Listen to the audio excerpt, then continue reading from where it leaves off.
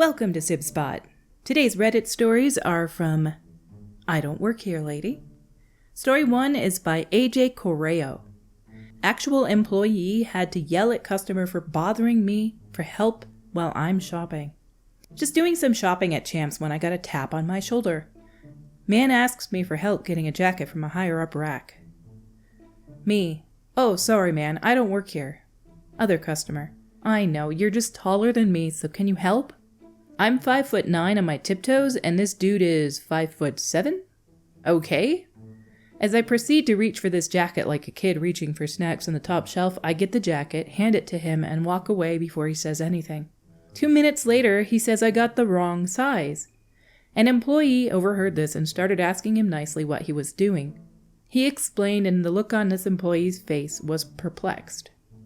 Sir, he told you he doesn't work here. He is 2 inches taller than you. Why would you ever think you should ask a random person to help you shop? Other customers stayed silent while she went and got the hook that can get clothes from high up. The stick that was in the back behind a door said employees only. I got rung up after this and they scanned a coupon that they had that I didn't to give me some money off as a thank you for my inconvenience. Yeah, I don't work here, but I get asked for help on the top shelf like the Jolly Green Giant at 5'9". Don't complain about being asked to get things off high shelves. You could be short, like me. You'll never be asked to get anything, unless it's on the bottom shelf. Excuse me, miss, can you bend over and get this flat of water off the floor for me? Oh yeah, no problem, I've got a strong back. Down in the comments by Dr. Sick. I'm 6'6", and if I go to the store with my wife, I'll usually get asked by some short lady to get something for them. That's crazy you're only 2 inches taller and the guy asks you to get something. Underneath that by Tenchi Girl. Thank you. On behalf of all the shorties out here, if I get caught climbing one more shelf, I think I'll be banned. Under that by Responsible End, 7361. I'm only 6'1", but as long as folks are polite, I usually enjoy helping folks get things from high shelves. Makes me feel useful, especially after the brain damage from banging my head into things. If I grab the last thing in front of an item's top shelf, I usually try to pull forward other items too, so folks can still see if they are available. Edit. While I appreciate the thanks, the reason I posted this was so folks don't feel bad about asking, or worse, don't ask at all. I think most people get a dopamine hit for helping other people. It takes 30 seconds and I feel good afterwards. It's perfectly fine if somebody's short, or they have a physical disability or something that prevents them from getting it, and you're super tall and you want to be the hero. I would love to be the hero. Again, I'm too short. But, like you're a dude and somebody who's 2 inches shorter than you asks you to get something off the shelf. That's a little strange, but he wasn't rude for asking. Not a super bad story. Our next story today is by Aseomar Cosplay. I finally have a post for this sub. So this is pretty short, but it was funny to me, my coworkers, and our managers. I work for a company in a warehouse. We have private property signs up everywhere. In the same general area is a trucking company, and there used to be a flooring company. The flooring company's building and signs are there, but they got evicted a while ago because of something unrelated, but involving a baseball bat. My company doesn't have a uniform of any kind, however they did provide us bright orange shirts for visibility because of forklifts, with a company logo and name on the chest and back. I had walked into our back dock area, where our dumpsters are, to empty a trash can. Afterwards, a woman comes into the area and approached me. She was at this point trespassing. She started complaining that no one was answering the door at the flooring company and nobody was answering the phone. I told her I didn't work for the flooring company and couldn't answer any questions about them. She ignored that and started going into detail about what kind of carpet she ordered and continued asking questions about their services. Every time I tried to tell her I didn't work for the flooring company and couldn't help her, she talked over me and ignored me.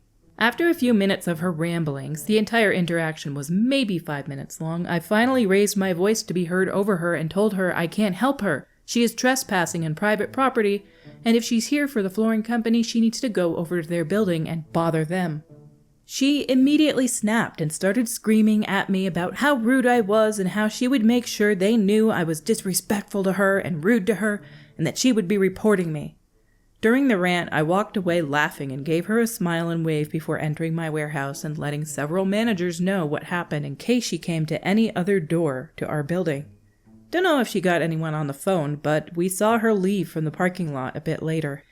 I really hope she tries to complain to the flooring company about me since she doesn't know my name and I don't work for that company anyway. Lol. Some people are very awkward in real life and they'll tune out anything that you have to say until they finish their spiel. Until you raise your voice and make it clear you're not there to do anything for them and she needs to go away. There's really no excuse for it except that some people are just that way. They have a really difficult time registering other people's statements until they finish their own thought process. I've seen it before in other stories too, and they do get rude sometimes, and she obviously did as well. Hopefully she looks back on this and realizes that she was being the not nice person in a situation. People always remember bad interactions, so I'm sure she's going to remember this for the rest of her life, as you do right here. Our next story today is by Elbonian Prince. I definitely read a story recently by Elbonian Prince. I remember that name. How many times? Mature student, university while paying a mortgage. It means study is something serious because you don't want to be wasting the effort. Next, a local housing association printed up their literature with the 2 middle digits out of their phone number reversed. Or, to put it another way, they used my home number. Studying at home day after day, calls for broken door locks, windows, leaking pipes. One woman tried to tell me she had the correct number and that I really was the housing association, and that was after I had told her about the phone number mix-up. Basically, she called me a liar. I apologized.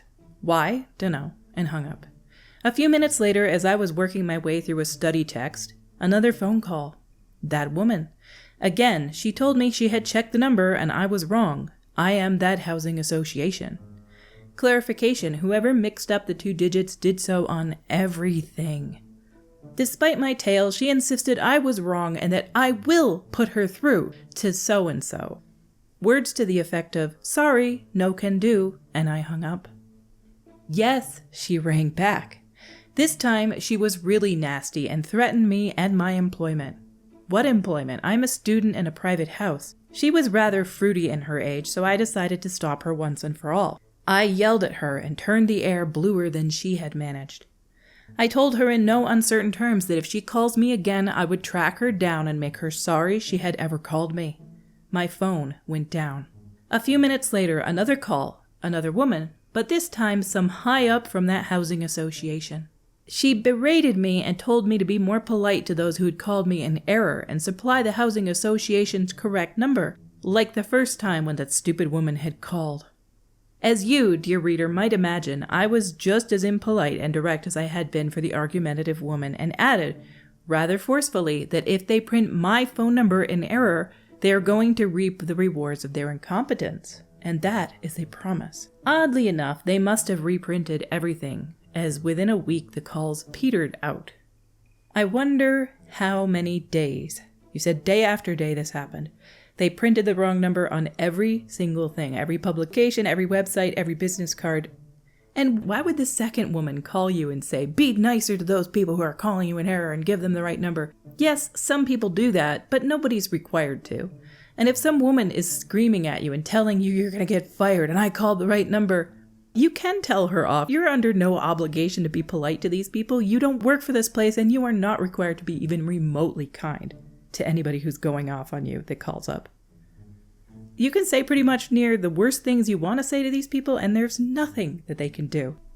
So honestly, good for you for telling off this second lady as well. Our last story today is by the Canuck Dude. I was reading this person's name and I half expected the Canuck to be followed by duck. I don't know why. The Canuck Duck. Anyway, I'm not stalking or stealing. I'm just addicted to Pepsi. Hello, my friends. Before we get into this story, here's our cast. Karen is K. Me is me. Duh. Old manager is OM. A bit of a backstory. I am a 21-year-old male with a huge Pepsi addiction. I tend to buy a few cases on payday to last the month. I go to the same dollar store each time. They all know me, so I just ask for access to the back room to get a few cases and then pay for them in the front using one bottle from the shelf. Anywho, let's get into it, besties.